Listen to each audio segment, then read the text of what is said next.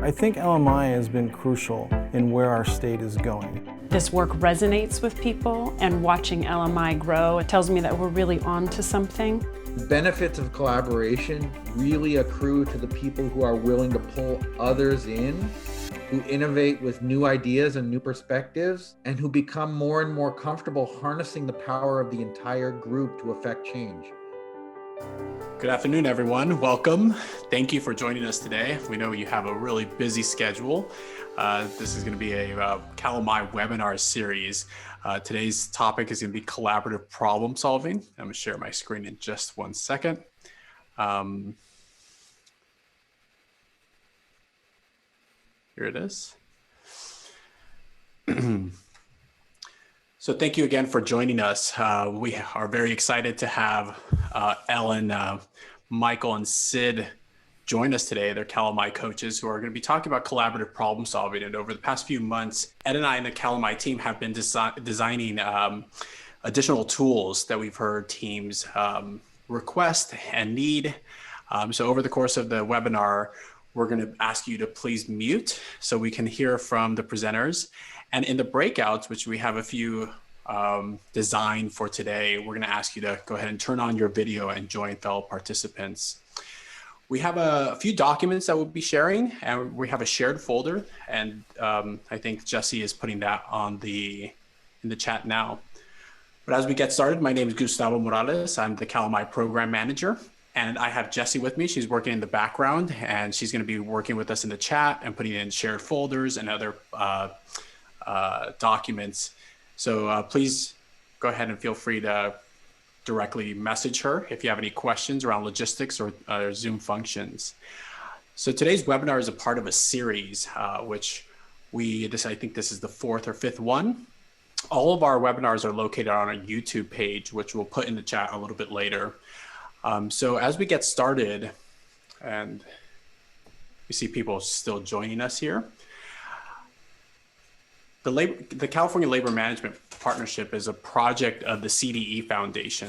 And the CDE Foundation is a nonprofit that works closely with the California Department of Education and other state agencies, as well as state associations and other state agencies like CCEE. So we try to extend the capacity of leaders and bring in resources and provide a space that helps move education in our state forward. The California Labor Management Initiative itself is really around building collaboration by convening classified, certificated union leaders, administration, school board members, really to learn, share, and think together, providing a safe space to come together, even if it might be the ride until the convenings when we used to meet in person, or in these shared breakout rooms, which we'll experience today. Over the past 5+ years, we've convened over 170 districts across California and 85 over the past 15 months. You can see a map here of different locations that we're in across California. Our hope as a part of the Labor Management Initiative is to really help teams move into the cooperative and partner spaces. We understand that you don't live in a particular space, so you're not always very adversarial, you're not always partner. But our hope is to be able to bring up those collaborative structures and spaces where you do come together, whether it's at the negotiation table or other places, in order to think about different tools and resources that might help your teams be a little bit more collaborative, bring up more issues of trust, and really provide that safe space to do so. And this graphic actually comes from the NEA and their collaboration workbook. So why collaborative partnerships? So our hope is to be able to lift up a different conversations when it comes to labor and management. Usually we see communication around grievance issues, and we're trying to work with teams to be able to build the capacity to go into high collaboration. So what is it that teams can talk about outside of grievance issues and really moving into that high collaboration stage? And you can see through this graphic, which comes from research from McCarthy and Rubenstein, is really around thinking about how do educators and teachers get involved into issues of quality, and how does management really provide more spaces to collaborate and more spaces to learn? One of the collaborative structures that we like to bring up is from Dr. Patrick Dolan. And so he'd like to show us that there's learning teams. So we specifically don't call them leadership teams, right? They're really about learning. And you can see the arrows on the right is really where that information comes up. The empowerment comes when the site leaders and the teachers really move that information up so that the district team can really help move it as a system. So we've documented some of these stories for you. And today we're going to go into the collaborative problem solving, which is a resource that might help you get there. So as we get started, we want to introduce Ellen Pays and the rest of the team today in order to get us moving and tell us what is this collaborative problem solving resource that you've been talking about. Great. Thank you very much, Gustavo. And thank you everyone for taking time in your very busy schedule to join us today to talk about collaborative problem solving. Collaborative problem solving is a great way for people to work together to actually move the work of the district.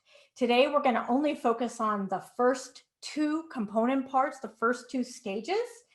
And the next two set webinars will focus on the rest of the different component parts. So we're excited to share with you this new Cal LMI tool on collaborative problem solving. With me today, I have two colleagues, Sid Haro and Michael Butler.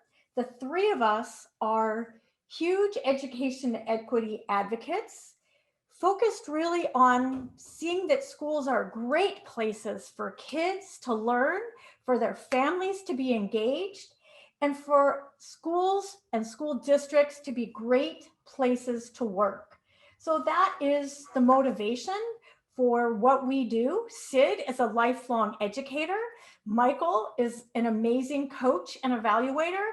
And I come at it from the educational intermediary, nonprofit, and advocacy perspective. So you get a little bit of the knowledge from a lot of different places to help us all learn together and do this work better. So why? Why are we here? Why are we doing this work? Next slide, Michael. Thank you. Well, if we keep doing things the same way, we're going to keep getting the same results. Doing more of the same doesn't mean something different. So how can we take the good parts of what we know and what we do and make them better, make them more modern, make them more equitable? And that's what collaborative problem solving is all about. So today, our objectives are to do the following. One, we want to deepen our understanding of what adaptive problem solving is. We want to explore the first two stages of the LMI system for collaborative problem solving.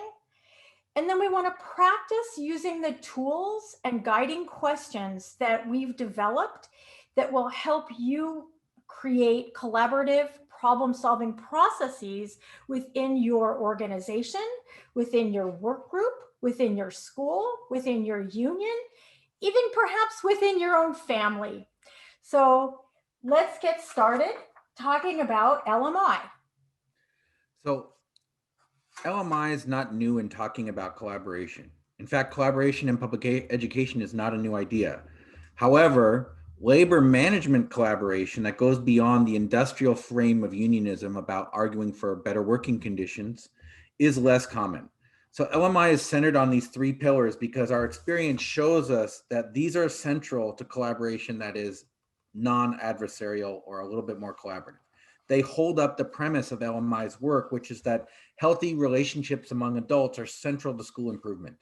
So we pursue equity, we build trust, and we commit to communicate so that we can fulfill the promise of collaboration, which is 1 + 1 is greater than 2, that the sum is greater than the parts when we all bring our A game. We're also striving to move increasingly towards this upper quadrant of collaborative professionalism. So we want to build sustainable environments where we have that collaborative professionalism, which means moving upward on the precision axis, which is the vertical one, defining what we're collaborating on and why, as well as providing more and more opportunities for trust to be built and earned. We all know about informal collaboration, that I can work well with colleagues that I've known for a long time and I trust. And we also know about contrived collegiality, which is when we've been told what to do, but we don't have a lot of basis on which to trust people around us to pull it off.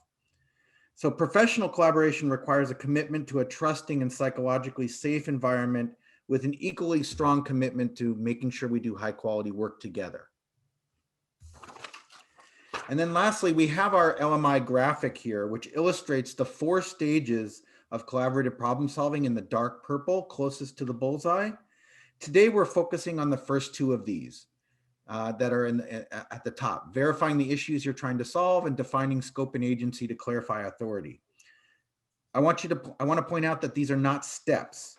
They don't follow each other necessarily in a linear fashion. You can get on this wheel at any point. Surrounding the stages in light purple is the need to build some enduring systems so that our hard work is sustained and not dependent on just one person. And in the darker circle, you see the overarching need for communication that's manifest around accountability and transparency.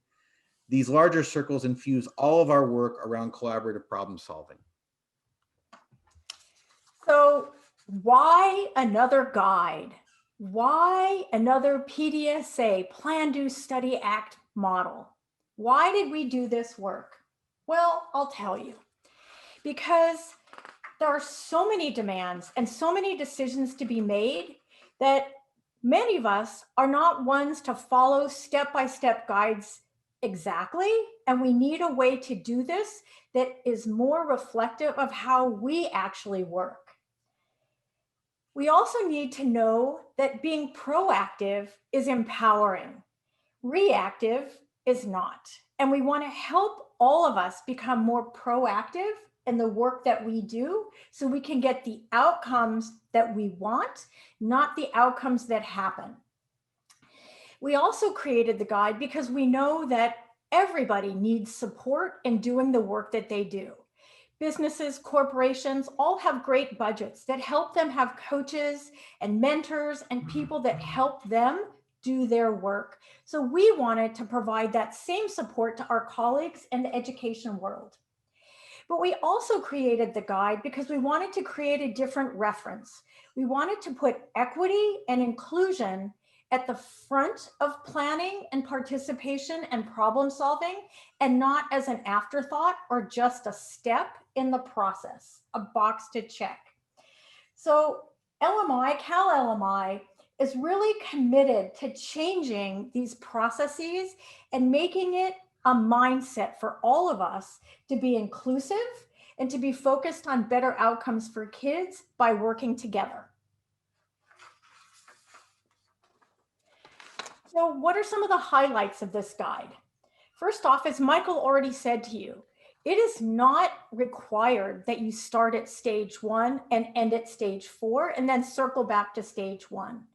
Sometimes you're in the middle of planning and you just need some help to get over a hump. Sometimes you've been meeting for a really long time and you need some ways to think about identifying the problem you want to do. This guide is intended to be used in that way, as a way to support where you are at whatever point in the process you are. You also can take what's relevant for you. We are intending to be supportive, not prescriptive. You'll see when you begin to work with the guide today that there are some big ideas and there's some guiding questions. We don't have all the big ideas and we don't have all the guiding questions. Hopefully we're inspiring you to think about what some of those big ideas and reframe the guiding questions to support the outcomes you are trying to get. And again, we're really focused on trying to lift up integrated relationships, labor management teams, teams within your whole union, teams within your department, and help level the playing field so equity is at the center of everything we do, and we're always building organizational trust and precision. So choose your adventure, figure out where you want to get involved in collaborative problem solving. Sid, how about let's start with stage 1. Thank you, Ellen. So taking a look at stage one, which is identifying the issue that you're trying to solve or resolve, it may sound or seem kind of straightforward. However, as we begin working towards that effective process for collaborative problem solving, there are a number of useful considerations and strategies that can support this kind of work. So let's start first with some big ideas related to stage one. Now, these big ideas are meant to lift up issues that help us think more strategically about the work that we're proposing to focus on. Our big ideas are targeted towards equity and labor management collaboration. And we've looked for every opportunity to bring these topics into each stage of the collaborative problem-solving process. So let's walk through quickly and push our thinking around some of the big ideas to support our identifying the issue that we're trying to solve or resolve. Some considerations for big ideas are: decide whether the issue is systemic, root cause, or a symptom of a problem. Be strategic, intentional, and coherent about priorities. Ensure that our priorities reflect the diversity of our community. Clarify what makes our priorities relevant and impactful. What data are we using to make these choices? Acknowledge the resources, human and fiscal, necessary for our priorities. As we consider these big ideas, it's helpful to process them with some guiding questions. And we've included some sample guiding questions in the Stages of Collaborative Problem Solving document in our shared folder. But an example of that would be, is this the ice or the iceberg? Are you looking to address a symptom or the underlying issue? A simple example might be that you're observing that a lot of parents aren't necessarily showing up to some of the school activities, and you can certainly make better flyers, or you can maybe figure out a more meaningful parent engagement strategy that supports all parents. There's no right or wrong answer, and you can certainly work to address just the communication issue if that's all you have the capacity and time to do at that moment. Or you can tackle the larger systemic issue of parent engagement if that's possible. So as you try out using some of these examples of guiding questions, we know, as Ellen had mentioned, that you'll be able to build on these with other guiding questions that you or your team will generate that might best fit your local context. Let's take a look at some shifting perspectives now. When we consider our shifting perspectives, it's helpful to think about the problem that you want to solve, not the answer that you want to get. And you can't do everything, just do and focus on what's impactful. And as you consider these particular perspectives, it's important to have an open and flexible mindset. Be curious and keep on our dashboard how you can protect your and yours groups against having too many demands placed upon them that don't necessarily align with your priorities. If you continue adding to your plate, then it's worthwhile considering what items might you take off. You know, some things don't need the same intensity of effort. So now let's connect this thinking with your own practice, and Michael will help us with that. Another shift in perspective is the reminder that we want to put equity at the heart of everything that we're doing. So the local control funding formula and the LCAP were developed to advance equity in California and provide more resources and attention to students who begin at school and continue in school at some disadvantage. So we should make sure that our priorities are aligned with that larger purpose whenever possible. Another related idea is that it helps to be super clear about what the priorities are and why. Taking the time to get some common understandings of the why for change and the what of change in our priorities pays a lot of dividends later on. And it's a step that sometimes gets skipped, as we all have found out the hard way. We also kind of have to recognize that it's simply a fact. You cannot be a leader without followers, right? So being able to clarify and make sure people are on the boat or on the road with you and headed towards the same goal is essential. So We've now presented you with some big ideas and some shifts in perspective that go along with those big ideas. We're going to give you some time in a short breakout discussion where you're going to connect these big ideas to practice. You're going to be randomly assigned to a breakout group for about 5 minutes, and we'll have you quickly review the big ideas on setting priorities for stage 1 and talk about how and why these are relevant. This is a chance to connect these concepts to your work and make it real.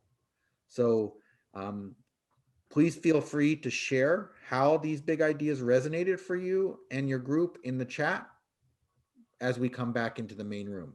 So now we'll send you to the breakout. Okay, fantastic. Then Michael, let's move on to the next section. But as we're transitioning to this next section, I'd like to invite people to put into the chat any big ideas or responses or ways that the first conversation resonated for you and your particular position. So feel free to populate the chat with some ideas as we start talking about planning and our next guiding questions. So getting started with planning. I'm sure everyone has different tools and different experiences in putting together lists, whether you throw stuff on the board, whether you create parking lots, bike racks, whether you create SWOT analysis, pros and cons, or you use that great new LMI tool, the 3-box framework. So what you want to do to get started, and I'm going to use the 3-box framework as our example, and I do believe there's a link to the 3-box framework in the chat and in the folder. But the 3-box framework is a way for you to start breaking the different things that you need to do into some coherent boxes. So with the 3-box framework, you're going to think about, what are we doing that's good, that's worth preserving, but maybe we want to beef it up and ramp it up and grow it or tweak it a bit. Then we want a box that says, oh my God, we're putting so many new things on our plate, let's get something off of it. But also we know there are many things that we do in our day-to-day operations or in our long-term work that really don't support the goals that we have today. And we don't take the time to get rid of them. So that's box 2. Box 3 are all those brilliant new ideas and ways of working that you came up with during COVID, the ways that you've tried to solve problems around equity, and that you want to really stretch your ideas and your creativity to try new things. So get started, pick whatever method you can to come up with the things that you want to work on. So that's the first thing we want to talk about. But as you do that, and this came up in our discussion in our breakout rooms, remember, it's critical that you have people understand all the ideas that you have come up with, and that everybody understands it from all the different perspectives that are being presented. Because the first way we get into trouble is we create a problem because we haven't been clear about what the issue is. So we've created guiding questions to help us move our work in planning and help us figure out, is a priority because someone told us it was a priority and we have to do it? Well, sometimes that happens. And we may not like that priority, and we have some choices about what we're going to do, but we should ask that question. Is this a priority because it's going to move our work?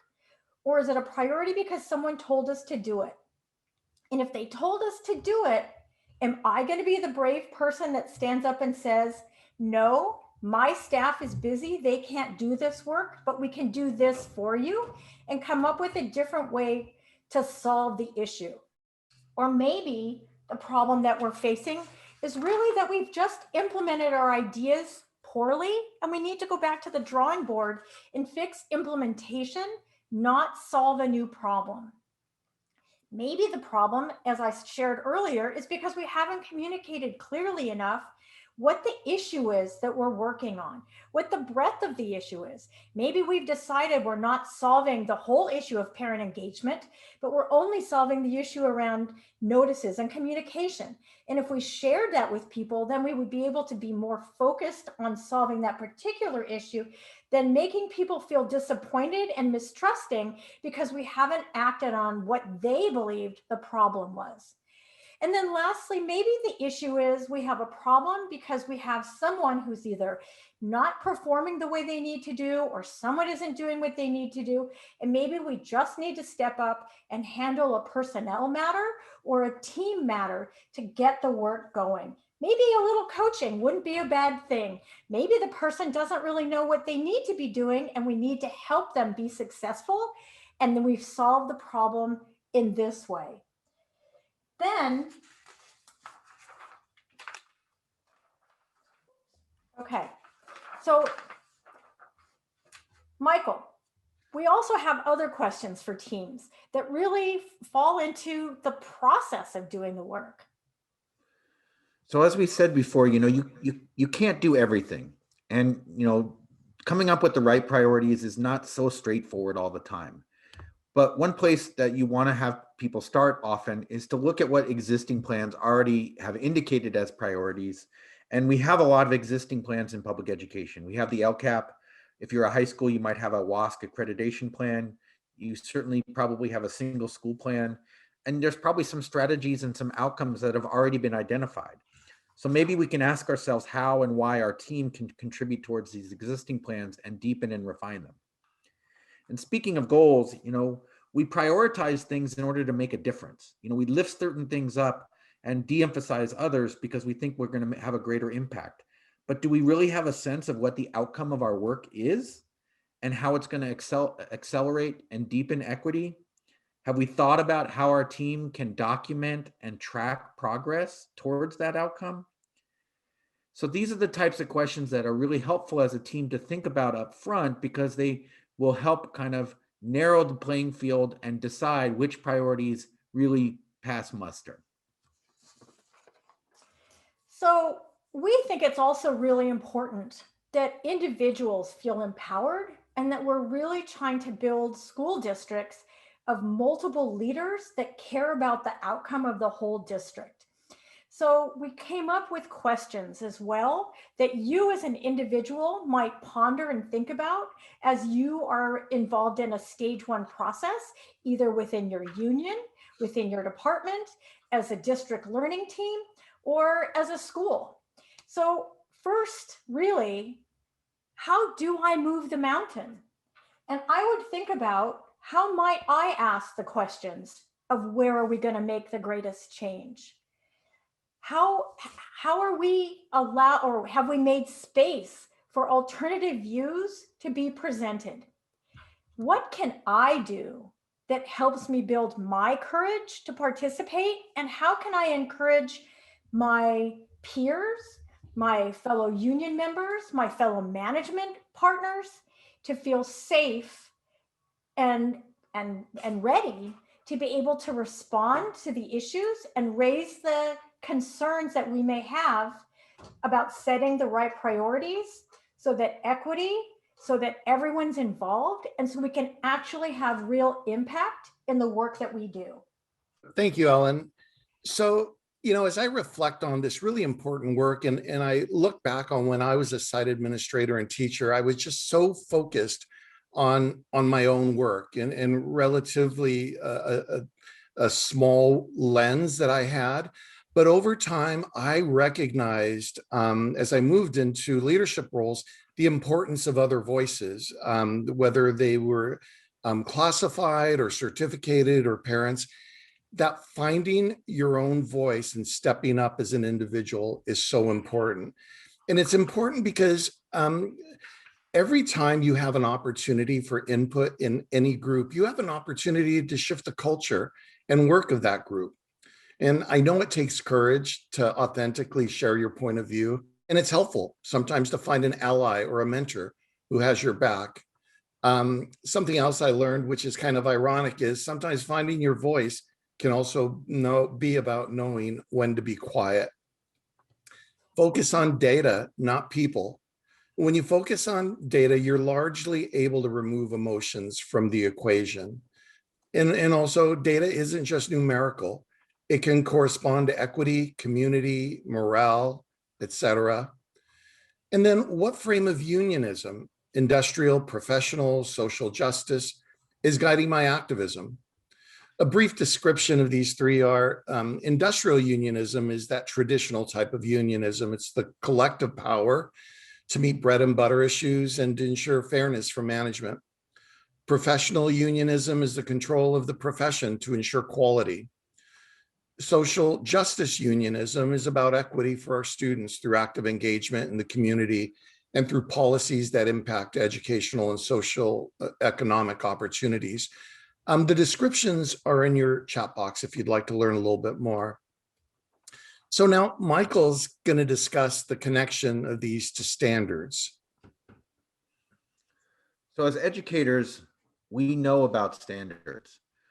The standards outline what people are supposed to know and be able to do. And we have both student standards that are academic in nature, and we also have professional standards that define what adults in the profession are supposed to be doing. So we're lifting these up, and we are showcasing these as not something new. Rather, we're trying to provide tools on how to live into what we've already asked the students to do and what we've already asked ourselves to do in public education. So this is a reminder that as we approach this work of collaborative problem solving, we are modeling constantly the change we want to see. As someone said to me when I became a new father, your kids may not listen to what you have to say, but they sure watch what you do. So these standards kind of ground us in that reality. We've given you a lot to chew on, and we want to give you some time to digest that now. So we're going to give you a longer 15-minute breakout discussion, and this is where we connect the dots. So within your breakout group, you're going to have a chance to select one of two scenarios, right? You see them listed there. One is about how do you prioritize when there's no clear place to start? And the other one is about how do you choose when there's lots of competing priorities? So these are written longer scenarios that you'll see and are in your folder. And what we want you to do in your breakout is to look over the guiding questions, and each person should think about at least one guiding question and facilitate that discussion about how would that be useful and why is that relevant to this scenario. We also want you to start having the conversation about how you connect this back to your work, right? What are the guiding questions that you think are most relevant to your workplace? And how would you use them in the context of making priorities or selecting among priorities? Remember that there is a shared folder that has all these tools that we're referring to. So welcome back, everyone. Just a reminder, I know it's a little bit sometimes clumsy to, navigate in Zoom, but remember, if we were all in a hotel, some people would have found the room right away. Some people would have taken a few moments as they strolled through the halls. Some of us would have taken a phone call or a bio break. So it doesn't happen instantaneously all the time, but everyone found their place. So welcome back. So any comments about your experience in the whole group that you'd like to share? Do we have any brave volunteers? Me. All right. I felt that it was very helpful when one of the presenters talked about identifying the problem. And in the group I was in a group, one of the participants is a president of the classified. And she started talking about a meeting that always became explosive. So I think in our group, we started to learn the importance of identifying the question, because then it's less explosive and less insightful. So it was a very good learning experience. For me, it was. Thank you, Rosalind. That's great feedback. I wish we had time for more share outs, but I think that's a good segue to our next stage, which is around defining authority and agency and kind of figuring out how do we make decisions now in this space of collaboration. Ellen, you want to take that away? When we talk about agency and authority, what we're really talking about is, where is the power? What do you get to do and what do you not get to do? And one of the things that we're really hopefully been lifting up today is the importance of clarity, the importance of being honest with what the scope of what you can do is. So for example, is the issue that you're working on, do you have the ability, the authority to actually be the decider of this issue? Or are you really just being asked for input? And often we're not clear about that. And all of that lack of clarity leads to continued distrust. And it also doesn't help us become more effective and precise about the work that we're doing because we're not on the same page. So this stage 2 is all about, one, setting the stage for the conditions for all of us to work together, but also calling out the elephant in the room where the power dynamic lies. Who holds the power in the room? If you're in a room with your manager, your supervisor, do you feel comfortable being able to speak up and give input? If you do, what are the conditions that made it comfortable for you to feel that way when right down the hall, another group of people doesn't have that same level of trust and comfort to be able to have honest feedback and participation from everyone in the group? So this stage 2 talks about our authority, our agency, and the hierarchy of our organization. And we all know that for many people, it's really important to be that decider. In education, being the final decision maker is almost like being the person with the corner office. You have the power to be the decider. But maybe that power of being the decider is actually preventing us from making decisions. And maybe we would better be served to think about, could we put decision making in different places in our organization? So let's talk about the big ideas that this stage lifts up.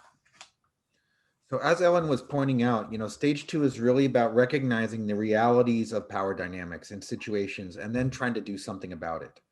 So we're asking for new modes and new methods of collaboration that require different ways for us to think about authority and different ways for us to think about decision-making power. So we are calling for a flatter kind of team organization and certainly less hierarchy in how we go about making decisions and talking about decisions. And as Ellen was pointing out, this can be a hard pill for people to swallow. If someone has been accustomed to being the last voice or the veto in the group, it's hard to give up some of that power because they think they may have earned it or deserve it. But we all, if we're honest with ourselves, realize that the benefits of collaboration really accrue to the people who are willing to pull others in, who innovate with new ideas and new perspectives, and who become more and more comfortable harnessing the power of the entire group to affect change. I remember once my own self being in a team where that was the mantra. This one guy always said, I realized today once more again that the group was smarter than any one of us. And that was really helpful to hear that over and over again. And that brings up the other issue, which is this doesn't happen accidentally. It doesn't happen organically, unfortunately, most of the time. It requires a lot of intentionality, and it requires leaders that step up to re-engineer group dynamics, who reach out to the people who are less inclined to speak, who craft norms and expectations for how the group is going to interact and work together to distribute power. So this requires a shift in perspective, and it requires us to ask if we can shift the decision-making power to a different place, maybe just doing things a little bit differently than we've done in the past, because sometimes our habits are ingrained and not something that we have to do, but just something we've become accustomed to doing. Maybe we can share the power by distributing some of the decision making so that we build some more trust and share the accountability. Maybe we just need to do to double down on making sure it's not the same usual suspects that are always, pulling up and taking care of all the decision-making power. Maybe we need to spread some responsibility. At the very least, this communicates that we're doing something new and different, and it's a change to the status quo. Thank you, Michael. So now we're going to have a chance for an 8-minute breakout discussion. As you meet with your breakout group, I'm going to ask for you to review the big ideas and discuss with your group, how have you addressed power dynamics or hierarchy in a group that you've led or participated in? And when we return, be prepared to share some thoughts in our chat. And we're going to probably be a little bit shorter than 8 minutes because we're running a tad bit behind. So we've had a chance now to discuss the power dynamics in your group. And we really, I'm going to cut it a little bit short. We won't be sharing in the chat box, but it's such a deep topic. And I want to share that we all need to be aware of our own power, whether it's formal or informal, that we possess. And I remember as a principal going into classrooms and the response I would get sometimes from the teachers, or there was one time I asked a teacher to come to my office after school, and I literally was going to give her tickets, airline tickets that I couldn't use so she could visit her children. And the response I got of having to come in my office. So it's important to be aware of that hierarchy or power that you possess. But let's take a look at some other considerations to be aware of. Whoops. And if we could move to the next slide. So some considerations for you to be aware of in terms of power dynamics. Your participation and your role would be multi-stakeholder teams. And it's important that meeting designers should attend to both the formal and informal power dynamics that these teams present, and your own department or division. And although your site or department team might be really comfortable to work with, power dynamics are always present, whether you see them or not. And what type of leader are you, or who will be present? The union, the school, a district, community. And it's helpful for you to be mindful and acknowledge your own power, as I had mentioned, and to enact it in a way that builds the power of the group. So now let's quickly take a look at some guiding questions that Ellen will share. So we have guiding questions that really fall into two different categories. We've alluded to them already. One is, what are the conditions?